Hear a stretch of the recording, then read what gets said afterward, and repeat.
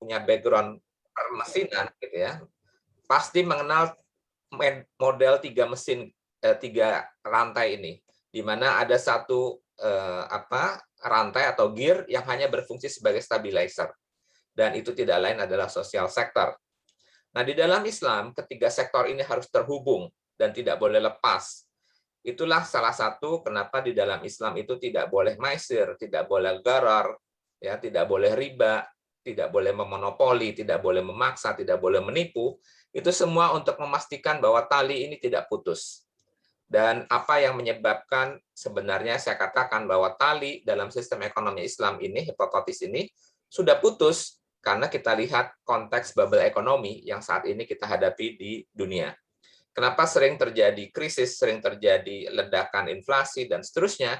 Karena putusnya tali dari ketiga sektor tersebut. Sebagai gambaran, ini adalah data tahun 2010, bagaimana cerita menggambarkan 63 triliun US dollar itu adalah nilai ekonomi yang berasal dari aktivitas real, menambang, membangun rumah, jasa, dan seterusnya. Tapi teman-teman bisa bayangkan kira-kira berapa jumlah triliun dolar yang lahir, yang dihasilkan dari sektor derivatif, gitu ya. Derivatifnya sudah mencapai 955 triliun US dollar. Dan inilah yang menyebabkan balon ekonomi itu bisa meletus kapan saja. Bapak dan Ibu sekalian, sebenarnya apa yang dilaksanakan oleh sistem ekonomi Islam itu berlaku secara umum. Kenapa? Karena semua orang pasti menyetujui, gitu ya, bahwa ekonomi itu tidak boleh berjudi, tidak boleh berspekulasi, tidak boleh melaksanakan riba, membeli dengan harga sangat murah karena penjual kepepet, dan seterusnya. Jadi inilah hal-hal yang tidak boleh kita lakukan. Dan saya ambil contoh misalkan yang sangat populer itu adalah riba. Kenapa itu bisa menyebabkan disparitas? Karena sekedar gambaran saja, kalau dalam satu ruangan ini kita sepakat memiliki riba 10%, maka pada saat kita asumsikan diskusi kita selama 1 tahun dalam satu ruangan ini, teman-teman sekalian punya uang 1 miliar, saya 100 juta. Kita sepakat bunganya 10%. Maka akhir sesi karena 1 tahun, saya memiliki uang 110 juta, teman-teman memiliki uang 1 miliar 100 juta. Pada saat awal sesi, selisih kekayaan kita 900 juta. Pada saat akhir sesi, selisih kekayaan kita 990 juta. Makin lama, makin kesenjangannya makin besar. Padahal apa yang kita kerjakan selama 1 tahun itu sama. Teman-teman mendengarkan, saya bercerita. Itulah sistem riba kenapa dilarang di dalam ekonomi. Bapak dan Ibu sekalian, jadi langsung saja riba itu dilarang bahkan di seluruh agama. Di situ termasuk di dalamnya adalah Yahudi sekalipun, gitu ya. Tetapi dalam prakteknya ditwist, Yahudi itu dilarang memakan riba sesama Yahudi, tetapi dengan non-Yahudi malah ditwist oleh kelompok mereka diperbolehkan. Demikian juga Nasrani, kemudian juga ahli filsafat Yunani, bahkan beberapa istilah seperti lintah darat itu diambil dari kitab-kitab India kuno yang dalam hal ini adalah agama Hindu. Dan berikutnya adalah apa sih peran daripada sektor ketiga itu? Nah, sektor ketiga Allah mengatakan Allah memusnahkan riba dan menyuburkan sedekah. Artinya apa? Sangat mustahil semua yang mengagungkan atau mengerjakan gerakan anti riba, bank-bank syariah dan seterusnya, kemudian dia tidak peduli terhadap pengumpulan zakat, infak, sedekah, wakaf dan seterusnya. Artinya Allah mengatakan kalau mau ribanya musnah, maka sedekahnya harus besar, harus subur. Dan sebaliknya, kalau sedekahnya pingin besar, ribanya harus dimusnahkan. Dan ini sudah menjadi rahasia umum. Kalau kita lihat tadi, potensi zakat dikatakan besarnya 200 sekian triliun. Berapa pengumpulan zakat yang tercatat? 10 triliun. Berarti kurang dari 5%. Demikian juga wakaf. Ya, kita baru mengumpulkan data mungkin sekitar 890-an miliar saat ini dari potensi 180 triliun. Itu bahkan kurang dari 2% atau kurang dari 1%. Bagaimana dengan bank syariah? Sama 6%.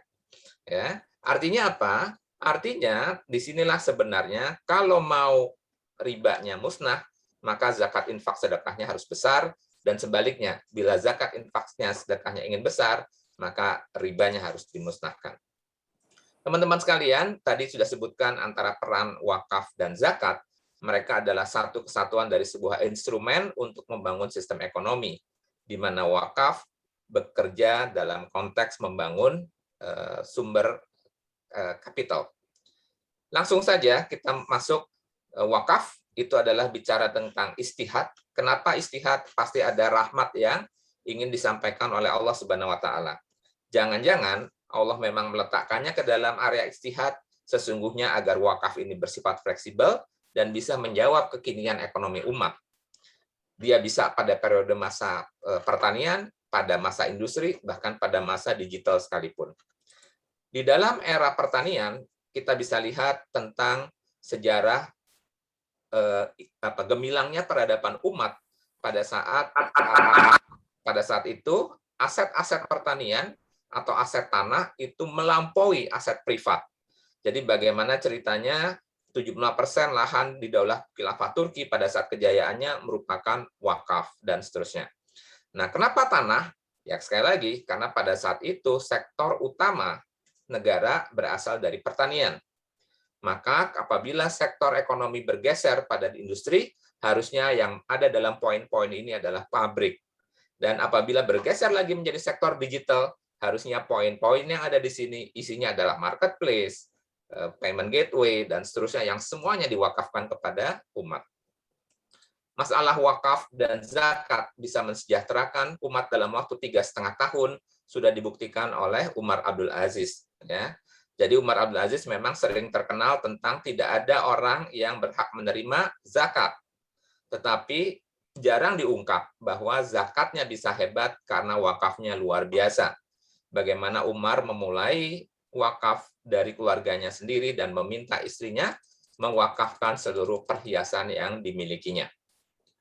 Bapak dan Ibu sekalian, cerita tentang wakaf menopang sektor kesehatan itu sudah terjadi sejak tahun 1200 Masehi, di mana orang tidak lagi harus membayar iuran dan tidak lagi harus terdaftar di dalam BPJS dan seterusnya. Ini sudah pernah dilaksanakan oleh umat. Nah, kenapa terjadi seperti itu? Karena setiap rumah sakit pada era Abbasiyah itu selalu ditopang oleh lahan pertanian seluas satu desa. Maka disitulah rumah sakit sudah tidak lagi membutuhkan bayar-bayaran dari pasiennya. Demikian juga sekolah.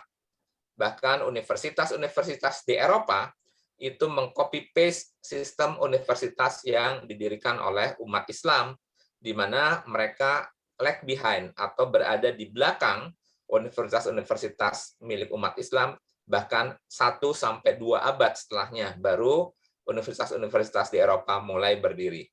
Tetapi sekali lagi selalu ada hukum kauniyah, yaitu siapa yang mengerjakan dengan profesional yang bisa akan mencapai hasilnya. Saat ini justru endowment fund atau wakaf tunai atau wakaf uang yang dikelola oleh universitas di dunia yang terbesar itu adanya di Harvard, senilai 574 triliun rupiah. Itulah yang bisa menjelaskan mengapa Harvard bisa memberikan mutu pendidikan yang terbaik, karena memiliki sumber daya atau engine produksi yang sangat tinggi. Tadi saya lihat sekilas di box chat gitu ya, tentang wakaf cross border gitu ya. Jadi wakaf ini bahkan sudah di tahun awal 1900 sudah terjadi secara cross border, di mana umat muslim dunia bersama-sama menghimpun dana untuk membangun jalur kereta api dari Istanbul ke Madinah. Dan yang menariknya dalam sejarah pembangunan jalur kereta api ini, yang salah satu disebut dari nazirnya adalah berada di Pulau Jawa. Dan di dalam sejarahnya, cerita tentang Hijaz Railway ini itu dibangun atau ditopang lebih dari 7.000 nazir di seluruh dunia. Dan disinilah wakaf mempersatukan umat dalam sebuah gerakan ekonomi yang berskala internasional. Nah, tentang wakaf uang sendiri memang ada pendapat beberapa imam. Salah satunya adalah mazhab Syafi'i dan Hambali yang tidak memperbolehkan wakaf uang. Lebih karena sulitnya menjaga sustainability dari nilai uang tersebut. Sementara mazhab Hanafi itu membolehkan wakaf uang asalkan hal itu sudah menjadi uruf, sudah menjadi hal yang lazim di kalangan masyarakat. Artinya dengan kata lain, sang nazir itu sudah memiliki kemampuan untuk mengelola atau bertindak sebagaimana layaknya manajer investasi. Bagaimana dengan Indonesia? Fatwa DSN MUI membolehkan wakaf uang sejauh tadi nazirnya memiliki kemampuan dan bisa menjaga kelestarian wakaf uang tersebut. Seberapa besar peran wakaf uang yang pernah tercatat dalam sejarah? Bapak dan Ibu sekalian, wakaf uang pada era Khilafah Turki Utsmani, lembaga wakaf uang itu sudah berjalan sebagaimana layaknya sebuah bank. Bahkan pada saat puncaknya, pada saat puncaknya abad ke-17, lembaga wakaf uang itu berkontribusi hampir 50% dari APBN Turki Utsmani.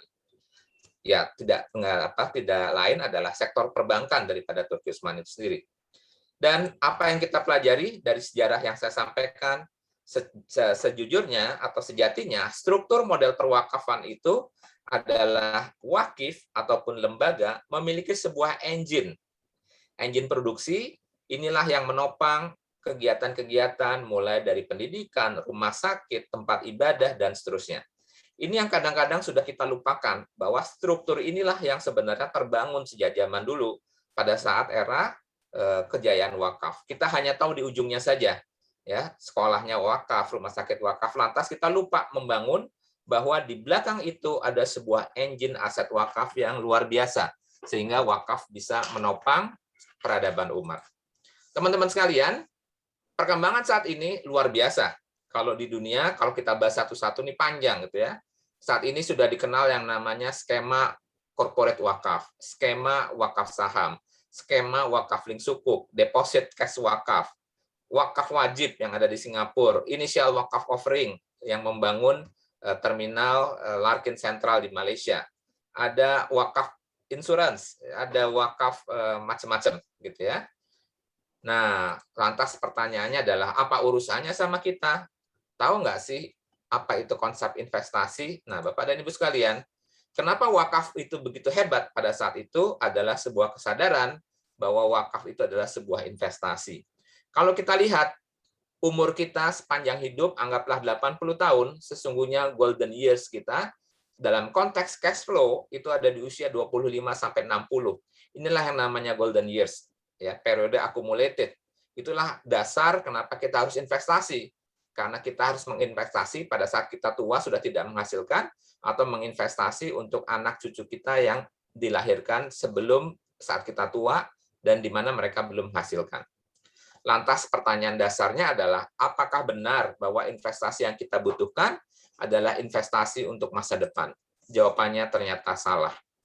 Padahal yang kita butuhkan adalah investasi bukan untuk masa depan, tetapi investasi untuk keabadian.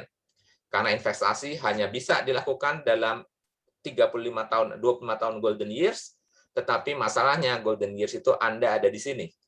Sementara kita akan melakukan sebuah perjalanan di mana tidak lagi memiliki cash flow dalam konteks harta, yaitu alam kubur, kehancuran, hari kebangkitan, padang mahsyar, syafaat, hisab, dan seterusnya. Ini berarti membutuhkan ongkos, membutuhkan uang sangu. Dan uang sangu itu hanya bisa didapat dari 35 golden years tersebut. Dan inilah konsep daripada wakaf, jadi kita membicara tentang keabadian saat ini dan masa depan. Penutup, ada sebuah buku di tahun 2004 yang menjadi bestseller dunia.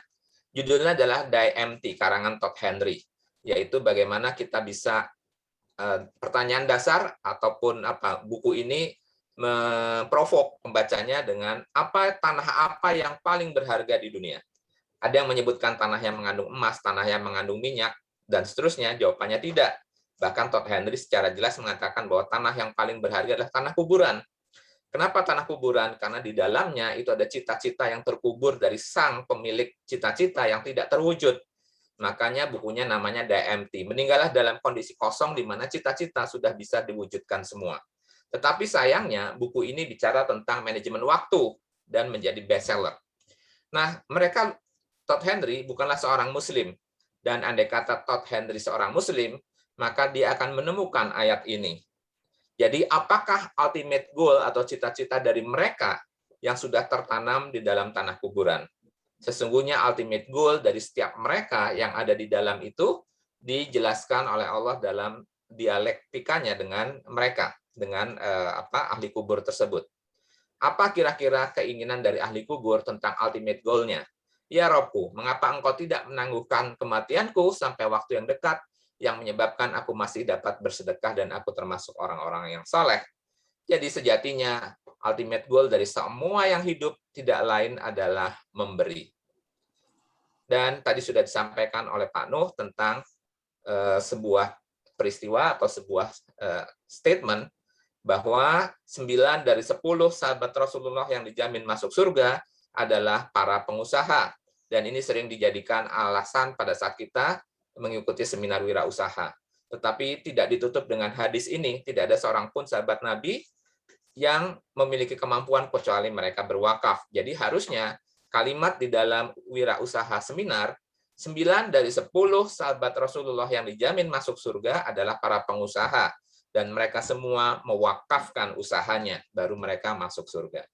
Kurang lebih seperti itu, dan kita siap-siap menyongsong meledaknya pasar filantropi Islam. Indonesia dikenal sebagai negara dermawan. Kemudian di tahun 2030-2035, Indonesia adalah negara dengan angkatan produktif tertinggi, artinya mereka punya uang. Dan yang menarik adalah hasil survei dari Farke tentang pertanyaan terhadap 20.000 anak milenial di 120 negara. Ya, pertanyaan cuma satu, apakah agama itu menjadi syarat untuk mendapatkan kebahagiaan? Dan negara yang milenialnya menjawab bahwa agama akan membawa kepada kebahagiaan tertinggi adanya di Indonesia. Jadi Indonesia adalah negara yang dermawan, punya uang, dan mereka soleh. Itu terjadi tahun 2030-2036. Jadi siap-siap kita menghadapi ledakan filantropi. Dan yang terakhir, sesungguhnya masalah terberat dalam hidup bukanlah corona, bukanlah krisis ekonomi, bukanlah target bisnis yang tidak tercapai, hutang yang belum lunas, sakit yang tidak kunjung sembuh, tapi bila dunia gagal mengantarkan kita ke surga. Hidup hanya sekali, tidak boleh gagal, dan jangan biasa-biasa saja. Hidup harus luar biasa. Demikian, terima kasih. Assalamualaikum warahmatullahi wabarakatuh. Waalaikumsalam warahmatullahi wabarakatuh. Masya Allah, luar biasa pemaparannya. Nanti akan ada sesi tanya jawab. Jadi untuk Bapak Ibu yang mau bertanya bisa langsung tulis di Q&A. Nanti akan kita pilih pertanyaan untuk para narasumber. Baik, sebelum kita beranjak ke sesi materi selanjutnya, saya akan mengajak seluruh peserta webinar pada pagi hari ini untuk mengamalkan pemaparan dari para keynote dan narasumber Pak Imam barusan melalui seruan untuk berwakaf di platform Badan Wakaf Indonesia, yakni Berkah Wakaf. Adapun platform Berkah Wakaf dapat Bapak dan Ibu kunjungi melalui tautan www.berkahwakaf.id. Dalam platform berkahwakaf.id telah terdapat beberapa proyek wakaf yang dikelola oleh Nazir Badan Wakaf Indonesia yang terbagi menjadi 5 pilihan wakaf, yakni wakaf kesehatan, wakaf pendidikan, wakaf ekonomi atau wakaf produktif, wakaf dakwah, dan wakaf uang. Tercatat hingga 2 Agustus 2021, jumlah penerimaan dana wakaf melalui platform berkahwakaf.id adalah sebesar 67,89 miliar rupiah dengan jumlah total wakif sebesar 1.236 wakif pada 13 proyek. Masya Allah.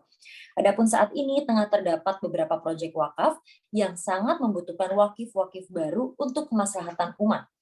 Beberapa di antaranya adalah wakaf pembangunan rumah sakit mata seluruh Indonesia yang merupakan wakaf kesehatan dalam rangka meneruskan rentetan kesuksesan Rumah Sakit Mata Ahmad Wardi sebagai rumah sakit mata berbasis wakaf pertama di Indonesia yang menginspirasi BWI untuk terkumpul dana wakaf sebesar 85 juta rupiah dari 77 wakif. Bagi Bapak atau Ibu yang berkenan untuk berwakaf pada proyek pembangunan rumah sakit mata dapat melakukan scan pada QR Code tertera pada layar atau dapat mengakses tautan bit.ly/BWI_1. Dan wakaf produktif untuk program kemaslahatan umat yang merupakan wakaf ekonomi atau wakaf produktif untuk mengentaskan kemiskinan dan meningkatkan kesejahteraan masyarakat. Lembaga Wakaf Penaziran Badan Wakaf Indonesia memiliki mandat untuk mengelola dan menyalurkan wakaf pada sektor strategis yang berdampak signifikan pada kehidupan umat. Hingga saat ini telah terkumpul dana wakaf sebesar 6 miliar rupiah dari 144 wakif. Bagi Bapak dan Ibu yang berkenan untuk berwakaf pada proyek wakaf produktif, dapat melakukan scan pada QR Code tertera pada layar, atau dapat mengakses tautan bit.ly/bwi_2.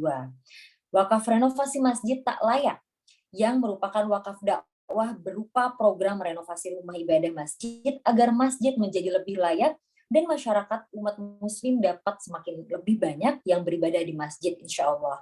Hingga saat ini, telah terkumpul dana wakaf sebesar 32 juta rupiah dari 91 wakif. Bagi Bapak dan Ibu yang berkenan untuk berwakaf pada proyek renovasi masjid, dapat melakukan scan pada QR Code tertera pada layar, atau dapat mengakses tautan di bit.ly/bwi_3. Selanjutnya, Wakaf Gerakan Nasional Wakaf Uang, yang merupakan program yang telah diresmikan oleh Presiden dan Wakil Presiden Republik Indonesia untuk berkontribusi pada pembangunan nasional pada sarana dakwah, sosial, kesehatan, dan juga pendidikan. Hingga saat ini telah terkumpul dana wakaf sebesar 75 juta rupiah dari 105 wakif. Bagi Bapak dan Ibu yang berkenan untuk berwakaf pada Gerakan Nasional Wakaf Uang, dapat melakukan scan pada QR Code tertera pada layar atau dapat mengakses tautan di bit.ly/bwi_4. Selanjutnya, wakaf beasiswa 1000 bidan dan dokter spesialis kebidanan muslimah, yang merupakan wakaf pendidikan berupa beasiswa untuk meningkatkan jumlah bidan dan dokter spesialis kebidanan muslimah di Indonesia.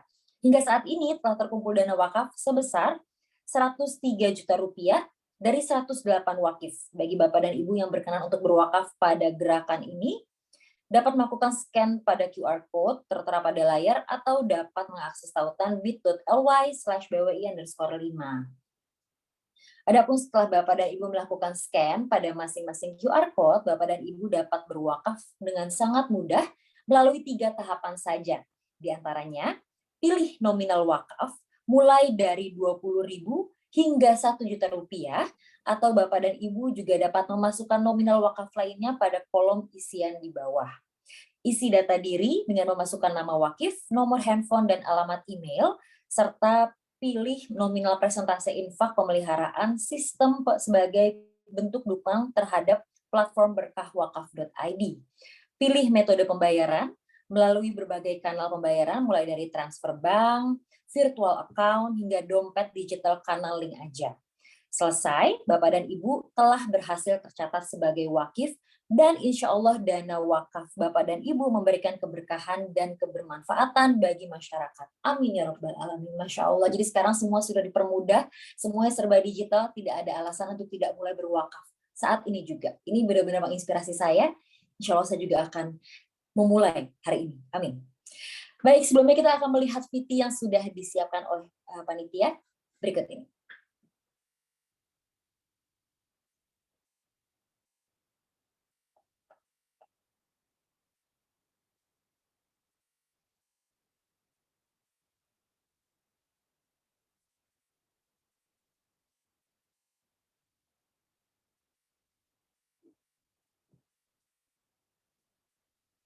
Oke, untuk materi selanjutnya sudah hadir di sini Ibu Dr. Lisa Listiana SEMAK. Saya akan bacakan sedikit dari profil atau CV beliau.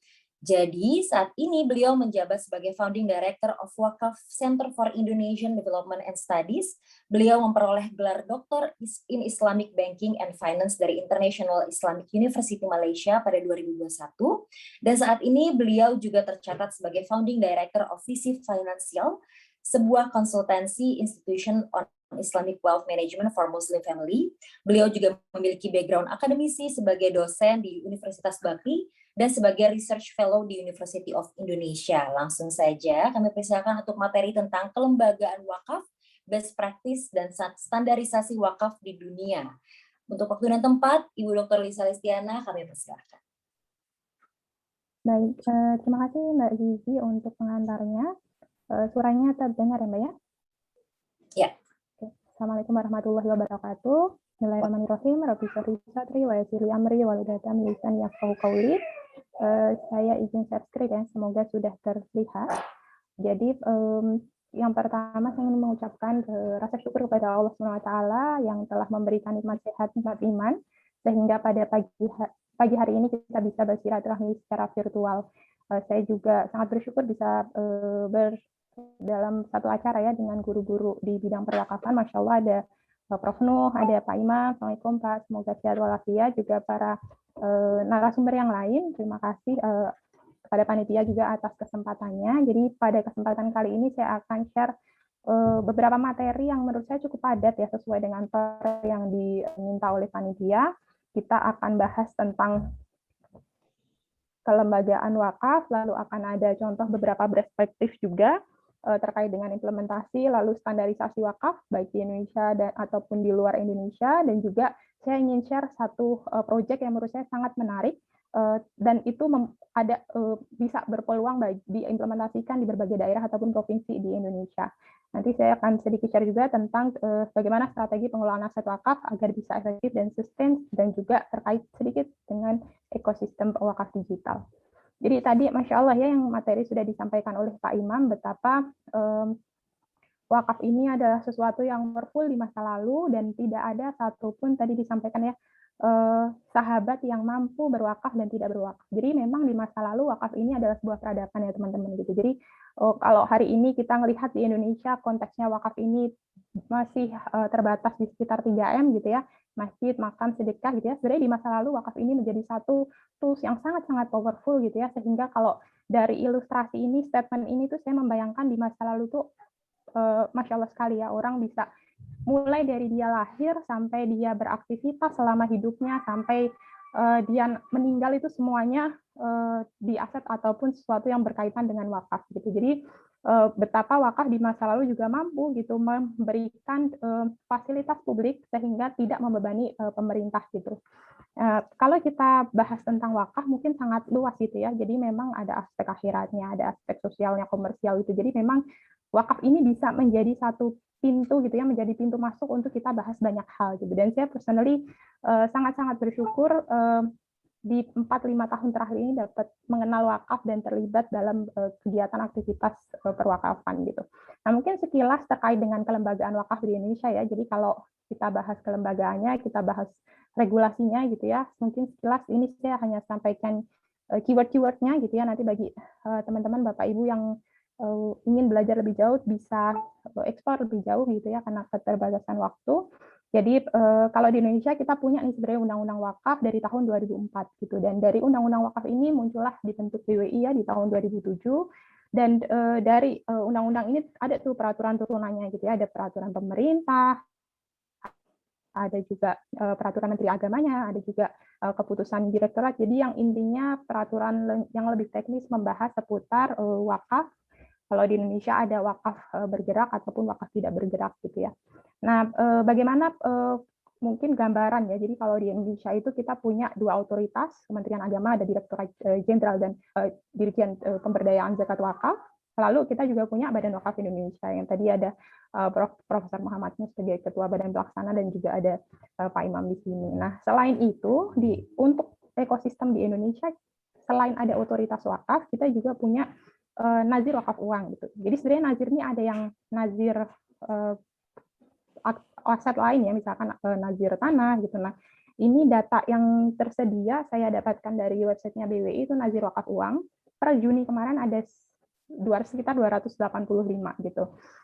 Lalu juga ada lembaga keuangan syariah penerima wakaf uang. Jadi kalau misalkan teman-teman mau berwakaf uang itu kalau berdasarkan peraturan yang ada itu idealnya lewat LKS PWU gitu. Dan per Juni kemarin itu juga sudah sekitar 25 gitu ya. Jadi bank syariah yang sudah dapat lisensi untuk menerima wakaf uang gitu. Nah, ini selain lembaga-lembaga tersebut gitu ya, ada juga gerakan dari grassroots ya yang ingin juga ikut berkontribusi dalam merealisasikan kebaikan wakaf, termasuk WASID, Wakaf Center for Indonesian Development Studies, ada juga di Gontor, ada International Center for Wakaf Research, gitu ya, ada ICAS, gitu, dan ada beberapa juga teman-teman penggiat perwakafan yang ingin berkontribusi. Jadi karena kita kan setiap kita bisa berkontribusi dalam merealisasikan kebaikan wakaf ini dengan berbagai cara, gitu ya, sesuai dengan kapasitas dan porsi kita masing-masing, gitu. Jadi ini beberapa gambarannya terkait dengan kelembagaan wakaf di Indonesia. Gitu.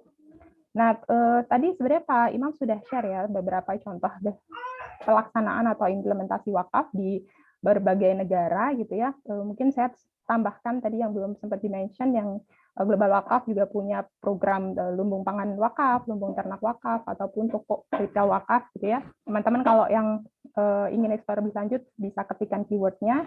Terus misalkan Synergy Foundation ada masuk ke bisnis makanan gitu ya, beberapa bisnis makanan termasuk rumah makan Ampera, masuk juga ke properti gitu. Jadi ini beberapa contoh implementasi wakaf produktif yang dilaksanakan oleh para praktisi perwakafan di tanah air yang tergabung dalam forum wakaf produktif. Nah, mungkin tadi di Malaysia juga ada beberapa ya, tadi sudah disampaikan Pak Imam terkait dengan OneCop gitu ya, yang sempat memberikan wakil offering gitu ya untuk membangun terminal parkir sentral gitu di Johor. Nah, terus ada juga campaign My Wakaf. Sebenarnya ini mirip dengan implementasi kalau kerjasama antara lembaga wakaf dengan bank syariah gitu ya. Jadi semacam kayak kalau BNI Syariah kan dulu punya hasanah wakaf hasanah gitu ya. Jadi semacam itu sebenarnya membantu campaign untuk semacam platform lembaga wakaf untuk bisa memasarkan atau menginformasikan kepada potensial nazir gitu. Kemudian juga Bank Negara Malaysia juga meluncurkan ya, ada program iTicket. Jadi ini kerjasama antara Majelis Ugama Islam Negeri. Jadi karena kalau di Malaysia ini rada tidak nih nature-nya sama di Indonesia. Kalau di Malaysia kan memang nazir ini hanya boleh dikelola oleh Majelis Agama ya, namanya Sole Trustee gitu. Nah, terus ada juga yang menarik kalau di Malaysia karena masing-masing negara bagian ini mengelola wakafnya sendiri, ada yang menginisiasi terbentuknya Labuan International Wakaf Foundation. Ini adalah semacam lembaga wakaf yang profesional mengelola aset-aset wakaf gitu ya, yang dia lebih fleksibel gitu. Maksudnya karena dia berada di offshore Labuan gitu. Nah, di negara yang lain di Singapura itu juga ada salah satu yang biasanya jadi percontohan ya, tadi Pak Imam sempat sampaikan ada cash wakaf. Jadi kalau di Singapura itu memang cash wakaf digunakan untuk membangun masjid gitu ya. Cash wakaf itu dikelola lewat Central Provident Fund, kayak semacam dana pensiun gitu. Jadi memang di sana sudah tersistem sehingga setiap orang yang bekerja, muslim yang bekerja itu dipotong untuk sebagian orang memanggilnya menyebutnya cash wakaf gitu ya. Nah, saya ingin kasih contoh yang lain. Di Singapura itu ada beberapa aset wakaf yang sudah direvitalisasi. Selain Binkulen yang paling sering biasanya dijadikan contoh kan Binkulen. Tapi sebenarnya ada juga yang lain yang dulu diwakafkan oleh putrinya dari Syed Muhammad Al-Saghof, jadi dari Al-Saghof family, itu namanya Red House. Nah, yang menarik dari Red House ini adalah dia mengembang pendanaannya itu membuka kesempatan bagi institutional investor. Jadi masjid-masjid di Singapura yang punya dana itu bisa ikut berinvestasi di pembangunan apartemen tersebut. Jadi dulu awalnya toko gitu ya, ada beberapa pos toko dan juga toko roti gitu ya. Lalu dikembangkan menjadi apartemen, kalau nggak salah sekitar 98 unit apartemen gitu. Jadi masjid-masjid yang punya dana lebih dari 1 juta US Singapura gitu ya, dia bisa ikut investasi gitu di pembangunan tersebut gitu. Jadi dia dapat juga semacam bagi hasilnya gitu ya. Nah, selain itu juga mungkin teman-teman ada yang sudah pernah dengar tentang Fintera Wakaf Chain. Jadi hari ini kan kita dengan kemajuan teknologi memang lembaga wakaf juga dituntut untuk bisa lebih accountable gitu ya. Nah, Fintera ini dia menawarkan, dia base-nya di Singapura, tapi sebenarnya ada juga di Malaysia juga, dan ada beberapa di negara lain. Dia memberikan jasa untuk semacam bagaimana lembaga wakaf ini nantinya ketika ingin mengimplementasikan blockchain di dalam pengelolaan wakafnya gitu. Jadi mungkin itu beberapa yang bisa di-sharing ya terkait dengan best practice. Nah, cuman sebenarnya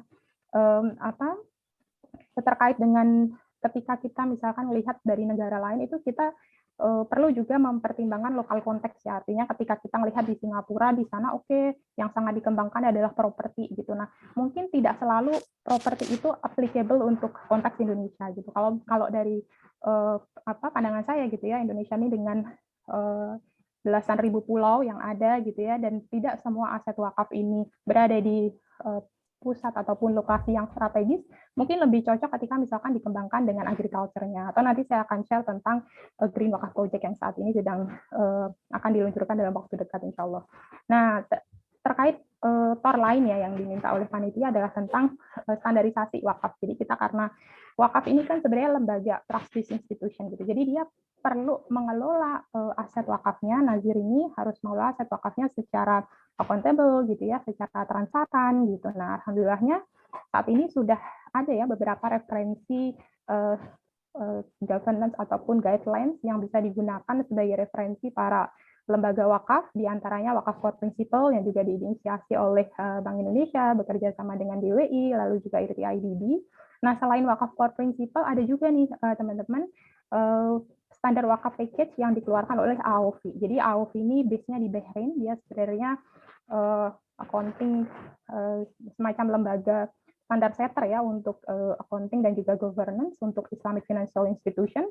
Nah, dia mengeluarkan 3 standar gitu, syariah standar. Jadi sebenarnya dia dulu sudah pernah mengeluarkan syariah standar tahun 2015, lalu di-update di 2020 gitu. Cuman memang standarnya saat ini masih dalam bahasa Arab gitu ya. Kami di Wasit sedang menerjemahkan ke dalam bahasa Indonesia agar nanti teman-teman di Indonesia bisa juga mengakses standar syariah standar yang diterbitkan oleh HOV. Sekarang lagi dalam proses review. Terus ada juga governance standard, jadi ini mengelola secara tata kelolanya ya, tapi memang rada beda dengan wakaf core principle karena memang governance standarnya terbitan AUF ini spesifik untuk lembaga wakafnya gitu. Terus yang ketiga juga adalah reporting standarnya, reporting standar untuk lembaga wakaf gitu. Itu untuk yang di level internasional gitu. Nah, di Indonesia kita selain ada wakaf core principle juga ada PSAK wakaf ya, yang PSAK 112 yang sudah mestinya tahun ini ya diimplementasikan oleh lembaga wakaf gitu. Itu sekilas tentang standarisasi dan regulasi yang bisa mengatur untuk meningkatkan accountability. Nah, saya ingin sharing ya satu peluang yang sebenarnya ini bisa dikaitkan ya dengan topik hari ini, bagaimana untuk pertumbuhan kembali ekonomi daerah gitu ya pasca COVID ini. Nah, sebenarnya ada peluang besar ini yang semoga bisa ditangkap oleh para potensial yang terkait gitu ya, misalkan Pemda ataupun misalkan badan-badan pemerintah ataupun kementerian terkait gitu ya. Karena di Indonesia jadi setidaknya ada saat ini ya ada sekitar 14 juta hektar lahan kritis gitu, yang itu kondisi tanahnya karena kritis ya berarti tidak semua tanaman bisa tumbuh di situ gitu. Nah, yang menarik adalah saat ini saya terlibat dalam Green Wakaf Project ini. Jadi Green Wakaf Project ini adalah diinisiasi oleh Bapak Muhaimin Iqbal, ini founder dari Indonesia Startup Center. Beliau menginisiasi Green Wakaf ini dan mengembangkan satu tanaman yang dia bisa tumbuh di kondisi yang lahan yang sangat kritis gitu. Nah, tanaman ini namanya tanaman nyamplung atau ada nama lainnya ya, patema atau apa ya. Itu jadi spesialnya adalah selain ketika tanaman ini ditumbuhkan atau ditanam di lahan kritis, dia bisa meregenerasi ya, jadi bisa memperbaiki lahan di sekitar situ. Yang lebih menarik lagi adalah buah dari tanaman ini setelah 3 atau 4 tahun tumbuh itu ketika dipanen bisa diolah menjadi renewable energy gitu.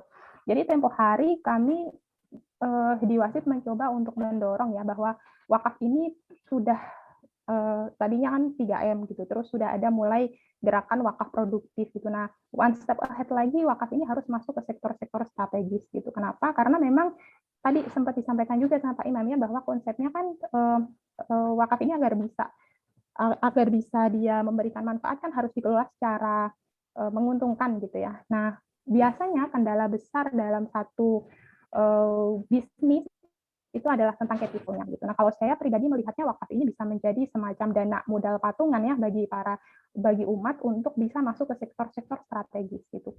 Dulu kebetulan saya 4 tahun kerja di perusahaan migas US based gitu. Jadi ketika saya di dalam perusahaan saya melihat sebenarnya secara skill ataupun secara SDM nggak kalah kok engineer Indonesia ini gitu loh untuk bisa mengembangkan gitu. Cuma memang kendalanya kan lagi-lagi capital ya, sehingga akhirnya pemerintah harus membuka dari pihak luar, dari asing untuk investasi di Indonesia dengan konsep production sharing contract gitu ya. Dan itu sebenarnya untuk ke depan ya, misalkan saat ini kalau dulu tempat kerja saya kan memang mengembangkan industri migas fossil base gitu. Nah, ke depan kan eranya adalah era renewable energy, energi baru dan terbarukan gitu, yang nanti di masa mendatang akan menggantikan fossil base energy gitu. Jadi saya melihatnya ini adalah satu peluang yang sangat besar gitu ya. Apalagi Indonesia juga meratifikasi ya Paris Agreement yang nanti tahun 2030 itu harus ikut menurunkan efek karbon rumah kaca gitu. Jadi hubungannya dengan itu Indonesia ini sebenarnya dituntut untuk ikut terlibat meminimalisir efek dari dampak negatif dari climate change gitu. Nah, jadi tempo hari kami di Wasit sempat audiensi dengan Komisi 7 ya untuk mendorong agar wakaf ini bisa dapat tempat di sektor strategis gitu. Lalu kami juga mengadakan FGD, mengundang teman-teman praktisi dari perwakafan dan juga dari teman-teman yang aktif di renewable energy gitu ya, sektor renewable energy untuk bisa menjajaki peluang bagaimana kolaborasi antara wakaf dan renewable energy gitu. Dan ini salah satu rilis yang waktu itu sempat terbit di Republika ya dari kegiatan yang kami lakukan. Jadi itu salah satu ikhtiar yang kami lakukan saat ini untuk ikut mendorong wakaf masuk ke sektor strategis itu. Jadi nanti karena waktu terbatas, silahkan Bapak Ibu nanti saya sudah share materinya ke panitia. Nanti Bapak Ibu boleh klik ke sini ya. Ada beberapa video YouTube yang bisa memberikan gambaran seperti apa sih Green Wakaf Project yang saat ini sedang dalam waktu dekat ini akan diluncurkan gitu. Jadi kami juga sangat open bagi para lembaga ataupun kementerian yang misalkan ingin terlibat dalam proyek ini gitu. Karena kemarin saya sempat kontak-kontakan juga sama teman yang saat ini di UNDP gitu ya, dan kemungkinan besar lain juga dengan program dari UNDP. Jadi ada kemungkinan nanti kita akan kolaborasi untuk mengembangkan kolaborasi wakaf, climate change dan renewable energy ini gitu. Nah, selanjutnya tor lain ya yang diminta oleh panitia adalah bagaimana nih strategi untuk mengelola aset wakaf agar bisa efektif dan sustainable gitu. Jadi tadi sudah disampaikan juga ya oleh Prof. Nuh di awal tentang pentingnya untuk memperkuat nazir, kompetensi nazir.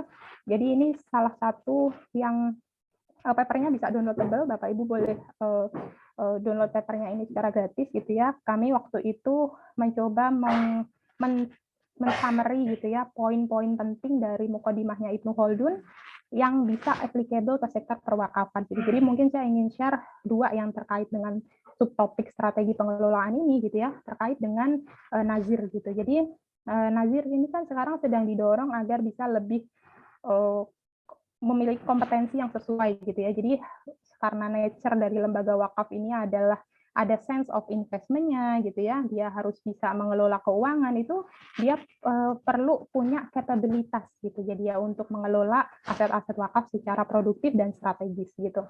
Nah, selain itu kalau dari Ibnu Khaldun ini sebenarnya membagi service-based company, service-based occupation ini jadi 4 gitu. Nah, di wakaf ini kita butuh nazir-nazir yang bukan hanya capable tapi juga amanah gitu. Dan ini satu hal yang juga harus tetap dijaga gitu ya. Jadi seiring dengan pemerintah dengan gerakan wakaf uangnya, lalu sekarang juga alhamdulillahnya wakaf ini banyak dibahas di berbagai platform gitu ya. Kita perlu juga mengingat bahwa untuk bukan hanya kompetensi yang harus didorong, tapi juga amanah dan juga karakter dari para penggiat perwakafan gitu. Kita butuh orang-orang nazir yang bukan hanya kompeten, tapi juga punya amanah, punya karakter yang baik gitu ya.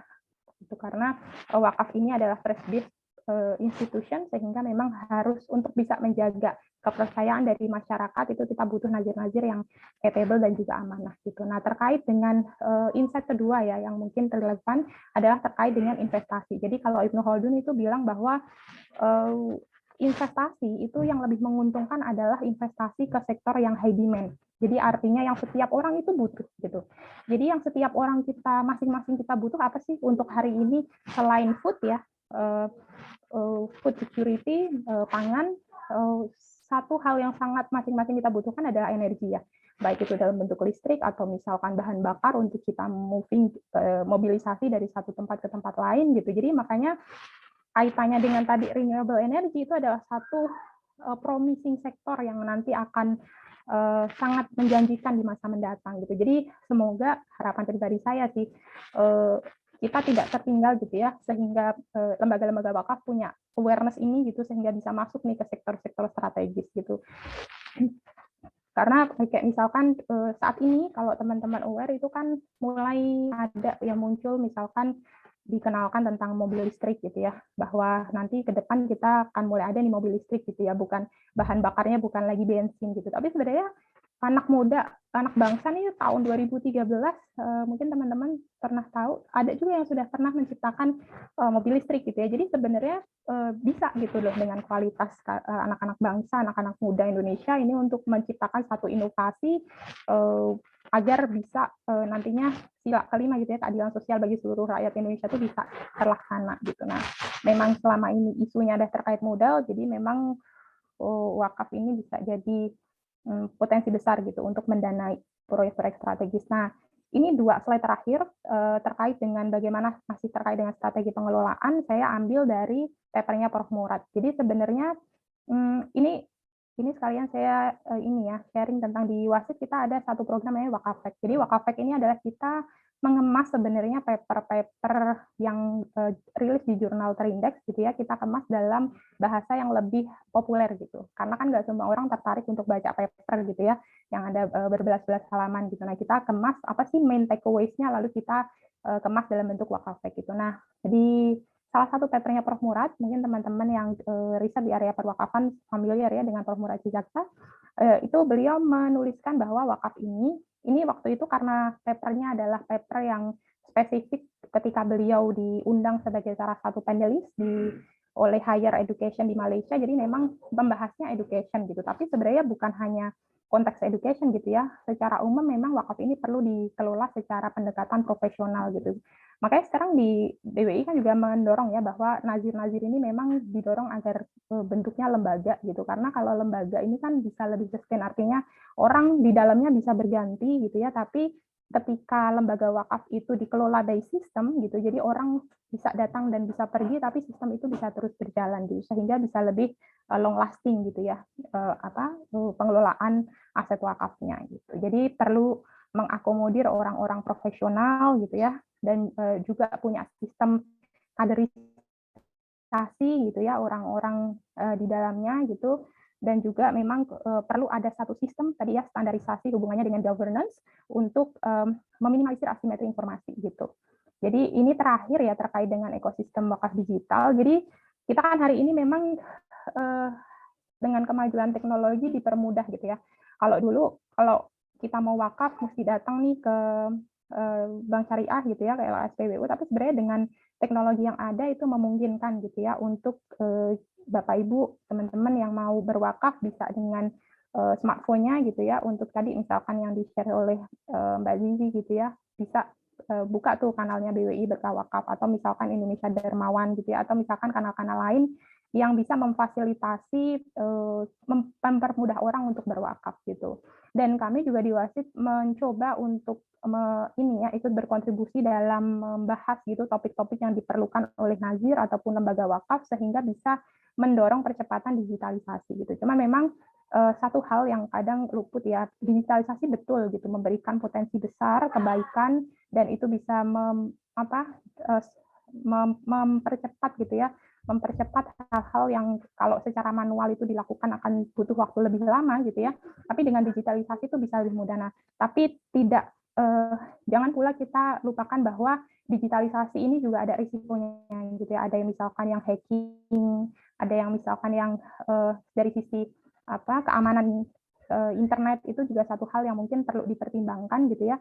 Dan yang paling penting adalah teknologi ini betul bahwa dia bisa powerful jika digunakan secara benar, tapi kerusakannya juga akan masif kalau misalkan disalahgunakan gitu ya. Jadi memang semaju apapun teknologi in the end of the day memang kita butuh untuk menjaga tadi ya, hubungannya dengan yang main takeaways juga dari Ibnu Khaldun adalah menjaga moral para penggiat perwakafan di tanah air gitu. Jadi semoga wakaf ini nantinya bisa revive gitu ya, bisa kita kembangkan kembali sehingga manfaatnya bisa masif gitu ya, sebesar potensi yang sudah diperhitungkan dengan berbagai asumsinya gitu. Nah, bagaimana caranya? Kita dorong dari sisi kapabilitas, kita dorong dari sisi kompetensi, dan jangan lupa kita juga harus terus dorong dari sisi moral ataupun karakter para penggiat perwakafan gitu, sehingga nantinya benar-benar bisa bermanfaat bagi sebesar-besar umat dan juga masyarakat Indonesia pada umumnya.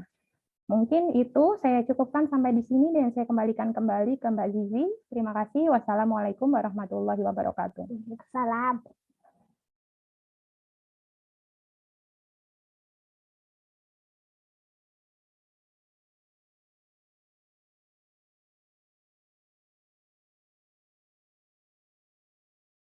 Mbak Zizi masih mute sepertinya suaranya.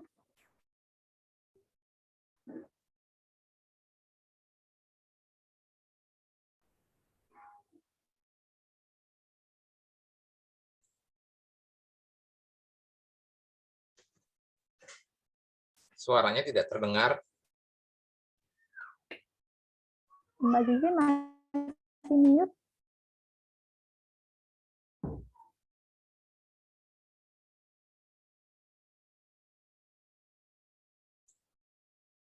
Suaranya tidak terdengar, Mbak Sisi. Bentar. Oke. Baik, masalah teknis. Sudah terdengar? Sudah jelas?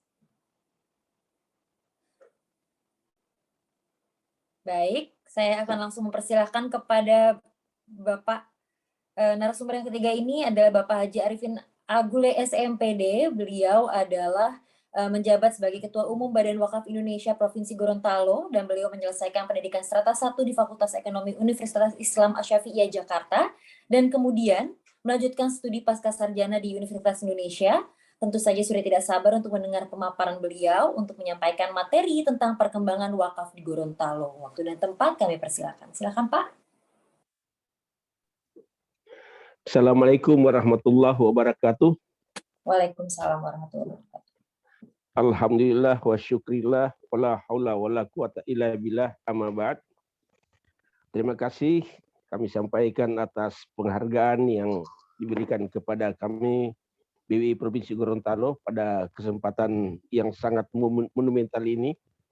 Dan berikut akan kami sampaikan beberapa hal. Yang pertama adalah sebenarnya wakaf di Jawa dan di Sumatera itu sudah cukup dahsyat perkembangannya. Namun tidak demikian dengan yang di Gorontalo di Indonesia Timur umumnya. Karena di Indonesia Timur umumnya ini secara ekonomi dulu perputaran keuangan sangat rendah.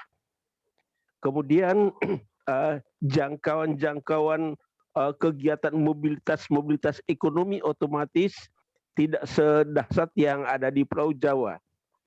Nah, itu kondisi real yang bisa kita saksikan.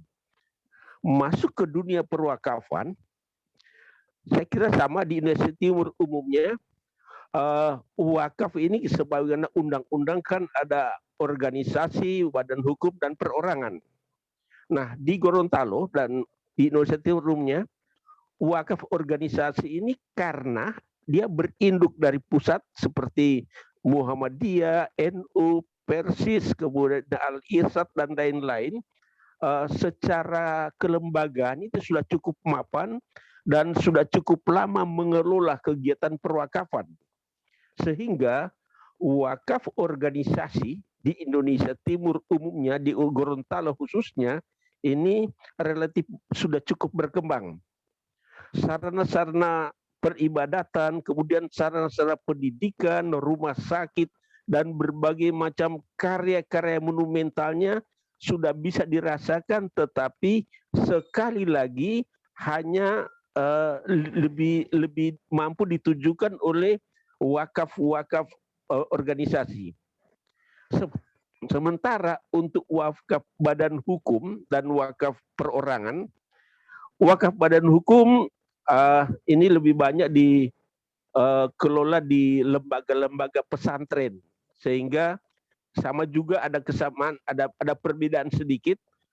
Untuk lembaga-lembaga wakaf-wakaf badan hukum ini juga rata-rata mengelola fasilitas pendidikan, fasilitas masjid, fasilitas keagamaan, tetapi dalam kaitannya dengan wakaf produktif, wah ini sangat limit, sangat terbatas. Masuk lagi kepada wakaf perorangan. Wakaf perorangan ini masalahnya malah lebih double lagi. Pertama, wakaf perorangan cenderung sumber daya manusianya, SDM-nya itu sangat-sangat terbatas, sehingga lebih banyak mengelola itu secara tradisional, tapi bukan dalam konteks ekonomi nih. Secara tradisional itu adalah bagaimana mereka mengelola sekedar bagaimana instansi-instansi, lembaga-lembaga masjid itu berjalan apa adanya. Sehingga benar-benar kalau tuh ada wakaf-wakaf kegiatan-kegiatan produktif di tingkat wakaf perorangan ini jumlahnya juga sangat-sangat minim. Nah, inilah persoalannya karena umumnya nazir perorangan ini dia mempunyai kegiatan-kegiatan yang lingkupnya sudah sangat terbatas. Kemudian selain sangat terbatas juga tidak ditunjang oleh SDM yang capable. SDM capable itu yang kami harapkan, yang seharusnya idealnya adalah di dalam nazir perorangan itu seharusnya ada orang yang punya kapasitas di bidang ekonomi, kemudian di bidang kemasyarakatan, kemudian juga di bidang hukum, sehingga dia merupakan sebuah kolaborasi dari SDM yang betul-betul pantas menjadi unjuk tombak perekonomian umat. Lembaga wakaf, organisasi, lembaga wakaf perorangan sebenarnya inilah yang menjadi sorotan utama kami dari BWI, karena perorangan ini seharusnya betul-betul dia bersentuhan langsung dengan masyarakat. Dia bersentuhan langsung dengan persoalan-persoalan ekonomi masyarakat. Namun sekali lagi karena nazirnya, ya saya sebutkan pertama adalah ada nazir yang mengelolanya secara turun-temurun. Barangkali pada generasi pertama itu masih berjalan dengan baik, dengan tertib, dengan normal. Pada generasi kedua itu sudah cenderung nazir ini menjadi pewaris. Dan bahkan ada, seperti disampaikan oleh Pak Kakanwil tadi, ada harta benda atau aset wakaf yang justru sudah dijual oleh para pengelolanya. Nah, persoalan-persoalan seperti ini itu membuat catatan bahwa orang-orang yang ingin berwakaf kemudian menjadi tanda tanya besar. Kalau saya wakafkan harta benda saya, kemudian jatuh kepada nazir-nazir yang sudah punya catatan, inilah yang kemudian menghambat kemajuan atau pertumbuhan wakaf di Gorontalo. Kemudian permasalahan yang berikutnya adalah karena si nazir ini betul-betul tidak punya kompetensi, sehingga rasa kepercayaan, kemudian keinginan orang untuk berwakaf sudah sangat terbatas, sehingga kita hanya melihat bahwa kalau demikian justru masih tertolong oleh citra organisasi, wakaf organisasi yang mereka mempunyai karya-karya, mempunyai produk-produk monumental yang bisa dirasakan oleh umat. Nah, para pendengar sekalian, permasalahan berikutnya adalah yang tercatat seharusnya nazir-nazir ini harus memenuhi persyaratan-persyaratan yang sangat mendasar yang justru tidak terpenuhi. Yang pertama adalah faktor amanah. Kalau kita bisa mengelola harta benda wakaf ini secara profesional, maka itu barangkali orang bisa melihat hasil-hasilnya. Dan ini bisa kita lihat ada sejumlah sebelumnya badan-badan wakaf yang bisa mengelola secara profesional. Tapi kemudian ketika ada satu atau dua kegiatan-kegiatan yang kemudian terhambat oleh oleh faktor catatan-catatan yang tidak amanah, maka seprofesional apapun sang pengelola itu kemudian dia akan tidak berkembang. Orang akan bertanya bahwa umat kita atau para agnia atau para wakif itu, istilah kami di Gorontalo, gatal tangan untuk ingin memberi. Kami ingin menyerahkan harta benda kami, tapi kepada siapa? Ketika kami serahkan, ada yang kemudian amanah tetapi tidak bisa berkembang. Ada yang bisa mengelola harta benda wakaf, bisa berkembang, tetapi beralih kepada kepemilikan pribadi. Maka persoalan-persoalan seperti inilah kemudian yang menjadi hal mendasar sehingga pertumbuhan wakaf di Gorontalo khususnya dan mungkin Indonesia Timur umumnya hanya bisa kita lihat potret kemajuannya pada nazir organisasi. Nah, kemudian juga barangkali nazir badan hukum seperti yang saya gambarkan tadi, bahwa umumnya dikelola oleh pondok pesantren, ini sudah juga mewujudkan baktinya buat umat, tetapi yang minim pada nazir badan hukum seperti ini, termasuk nazir perorangan, adalah minim mengorientasikan kegiatannya pada wakaf produktif. Maka yang menjadi titik berat kami dari BWI adalah arah kegiatan perwakafan itu bagaimana yang pertama-tama adalah memfasilitasi para nazir agar betul-betul menjadi nazir yang ber-SDM yang betul-betul capable, kemudian nazir-nazir yang amanah. Kami berharap bahwa dengan kegiatan-kegiatan penguatan kapasitas, penguatan kapabilitas para nazir ini, insya Allah kita akan bisa mengundang kepercayaan masyarakat, kita akan bisa mengundang kepercayaan umum agar mereka kemudian bisa berwakaf. Saya kira persoalan-persoalan seperti ini kita harus melakukan pembenahan, namun kami melihat bahwa apa yang berkembang di Jawa dan di Sumatera pada umumnya yang betul-betul sudah mengarah kepada upaya-upaya pengembangan wakaf produktif, maka ke depan yang akan kita lakukan adalah bagaimana meningkatkan skill dan mengarahkan kegiatan-kegiatan ini menjadi produktif. Persoalannya adalah peredaran keuangan di daerah, di Gorontalo khususnya, itu sangat rendah.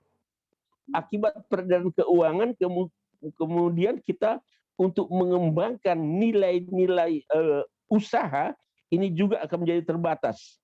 Belum lagi kita dihadapkan oleh hantu mekanisme pasar.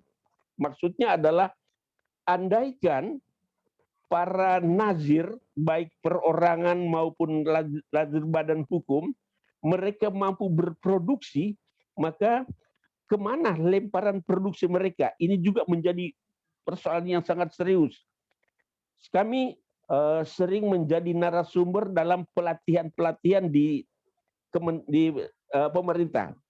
Misalnya dengan dinas koperasi, dinas perdagangan, dinas perindustrian. Nah, pelatihan-pelatihan yang kita lakukan itu banyak betul-betul menghasilkan SDM, kemudian akibat hasil dari pelatihan ini mereka sudah bisa berproduksi.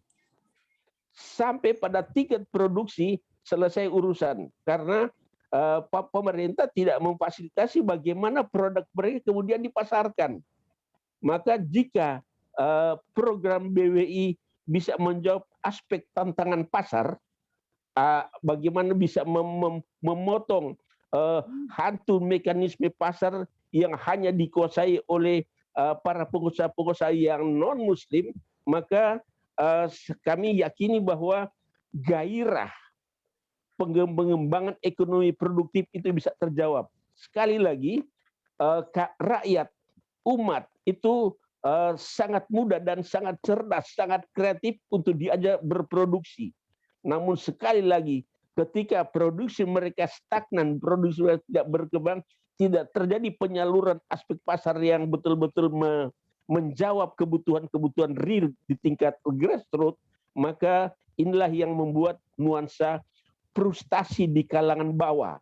Nah, frustasi di kalangan bawah ini kita berharap bahwa BWI kemudian BI insya Allah melakukan sebuah terobosan baru bagaimana caranya agar kegiatan wakaf produktif menghasilkan sebuah produksi yang real, kemudian ketika produksi real ini mampu diwadahi, mampu disalurkan pada pasar yang tepat, maka kami meyakini bahwa geliat perkembangan dan kemajuan perekonomian di tingkat bawah di Gorontalo akan tuntas.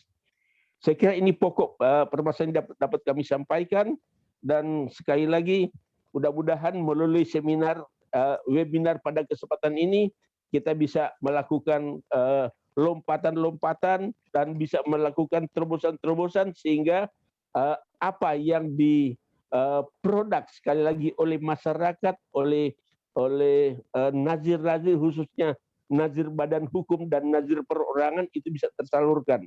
Jadi ingin saya simpulkan bahwa ada dua hal yang menjadi pokok perhatian kita dalam program BWI. Pertama, bagaimana kita pastikan melakukan penguatan SDM para nazir sehingga mereka bisa mengelola kelembagaan wakaf ini secara profesional, dan ketika SDM ini mampu menciptakan dengan baik, kita kemudian pada bagian yang kedua bagaimana kita pikirkan agar ketika mereka bisa produksi itu terjadi bisa disalurkan dengan baik sehingga seluruh produk-produk yang mereka ciptakan itu bisa berbalik menjadi geliat perkembangan ekonomi yang signifikan di Gorontalo khususnya dan di Indonesia Timur umumnya. Demikian yang dapat saya sampaikan. Assalamualaikum warahmatullahi wabarakatuh.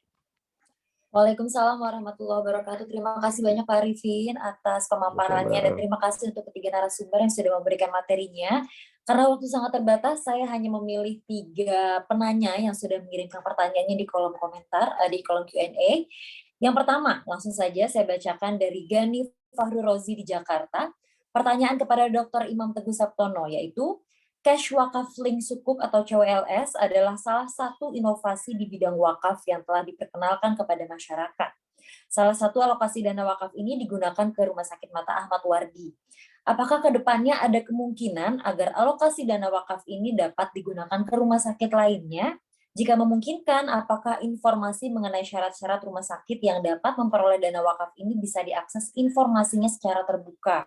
Dan apakah boleh masyarakat non-muslim juga turut menerima manfaat dari wakaf ini? Baik, silakan Pak Imam jawabannya. Baik, terima kasih. Pertama terkait dengan CWLS. Jadi Bapak dan Ibu sekalian, CWLS 01, jadi cash wakaf link sukuk itu oleh pemerintah sudah dikeluarkan 3 batch. Batch pertama itu adalah cash wakaf link sukuk yang sifatnya lembaga, institusi. Kemudian yang berikutnya batch kedua dan ketiga itu sifatnya wakaf retail. Apa bedanya? Nah, CWLS itu yang 01, itu pembelinya umumnya adalah institusi dan nazirnya hanya satu, dalam hal itu adalah Badan Wakaf Indonesia. Nah, pada saat itu kita berhasil menghimpun kurang lebih sekitar 50 miliar, dan sebagaimana layaknya wakaf, yang dimaksud dengan wakaf, 50 miliarnya itu harus kita jaga sustainability-nya, baru imbal hasilnya yang kemudian kita berikan untuk pembangunan rumah sakit. Dan usia dari CWLS itu adalah 5 tahun, jadi uang itu akan kembali, uang wakaf itu akan kembali kepada wakif, karena wakaf temporer, dan imbal hasilnya itulah yang digunakan untuk pembangunan rumah sakit Ahmad Wardi. Tidak semuanya, tapi lebih ke arah penambahan atau expansion daripada rumah sakit tersebut. Nah, sementara yang batch kedua, ketiga, sukuk wakaf retail, itu wakifnya banyak. Jadi para wakif, silakan, ada dompet duafa, ada rumah zakat, dan seterusnya. Nah, terkait dengan rumah sakit, memang saat ini kita fokus terlebih dahulu terhadap rumah sakit Ahmad Wardi, Kemudian memang ke depan kita juga akan mulai mengembangkan Rumah Sakit Salman yang ada di ITB, yang di Bandung gitu ya, di Soreang. Itu bekerja sama dengan Nazir Wakaf Salman. Nah, pertanyaannya adalah apakah ada persyaratan khusus? Pada dasarnya tidak, gitu ya. Tetapi memang yang kita lihat itu adalah jumlah daripada wakaf yang berhasil kita himpun, kemudian berikutnya dengan kebutuhan rumah sakit yang bersangkutan. Karena ada saja rumah sakitnya misalkan membutuhkan banyak, tapi wakaf yang pada saat itu kita himpun yang belum teralokasikan jumlahnya relatif sedikit. Mungkin akhirnya kita mencari rumah sakit yang memang sifatnya hanya expansion dan seterusnya. Jadi pada dasarnya persyaratannya ya memang orientasi rumah sakit tersebut adalah kepada umat, pada duafa berikutnya. Kemudian yang kita dahulukan adalah rumah sakit yang berstatus wakaf.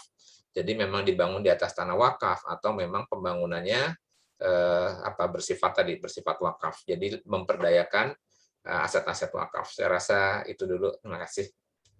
Baik, terima kasih Pak Imam. Kita akan lanjut ke pertanyaan kedua dari Shirley Sherina dari Sleman, akan ditujukan kepada Ibu Lisa Listiana. Pertanyaannya adalah, sebagai langkah konkret dalam mengupayakan ekonomi dan keuangan syariah yang produktif, bagaimana strategi untuk mengintegrasikan organisasi pengelola wakaf syariah yang berbasis lokal di masing-masing daerah dalam penggunaan kebiasaan transaksi digital terhadap pembayaran dana ziswaf termasuk wakaf?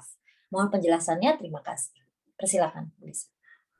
Baik, terima kasih Mbak Zizi dan Mbak Shirley ya untuk pertanyaannya. Jadi tadi kan terkait bagaimana penjelasan untuk implementasi ya, implementasi bagaimana intinya kolaborasi nih antar berbagai pihak dalam merealisasikan kebaikan wakaf gitu ya dengan digitalisasi. Jadi sebenarnya memang hari ini tuh eranya era kolaborasi gitu ya.